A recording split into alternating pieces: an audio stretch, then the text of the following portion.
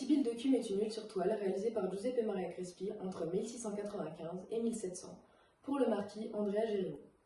Cette peinture fait 102 cm de largeur sur 121 cm de hauteur. Giuseppe Maria Crespi, dit l'Espagnol, est né en 1665 à Bologne, où il y mourra en 1747. C'était un peintre et un graveur italien. Si nous nous intéressons au cadre, nous pouvons voir que la figure monumentale en buste tient avec la main gauche un livre et désigne avec l'index droit une œuvre posée sur une table qui est coupée par le cadre.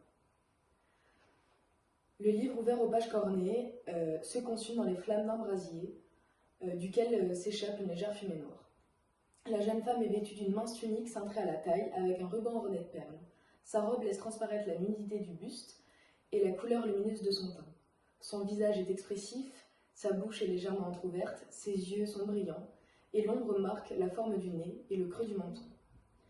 La figure de la femme se détache sur un fond noir qui ne laisse aucun indice sur l'endroit où a été réalisée cette scène. Représenté de 3/4, le corps s'insère dans une profondeur renforcée par les jeux d'ombre et de lumière.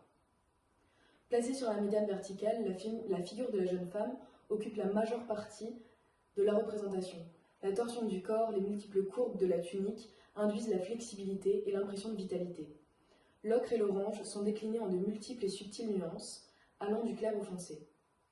La jeune femme naît des ténèbres. Elle est éclairée par une lumière chaude venant de la gauche, que sa peau semble absorber et réfléchir en même temps. Les jeux de clair-obscur renforcent cet aspect sculptural de la figure féminine et contribuent à la dramatisation de la scène. Le titre de l'œuvre nous indique que la figure représentée sur cette toile est celle de la Sibylle de Cumes, où la prophétesse aurait habité dans une grotte. L'obscurité à partir de laquelle semble surgir la jeune femme dans cette œuvre peut ainsi être assimilée à celle de sa grotte. Les Sibylles, dans l'Antiquité, étaient des femmes ayant reçu d'Apollon le don de prophétie. Elles étaient considérées comme des incarnations de la sagesse divine.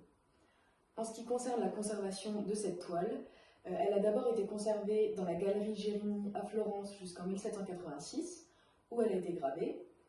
Elle a ensuite fait partie de la collection de Charles Sandoz jusqu'en 1909, pour ensuite être exposée au Musée des Beaux-Arts de Besançon.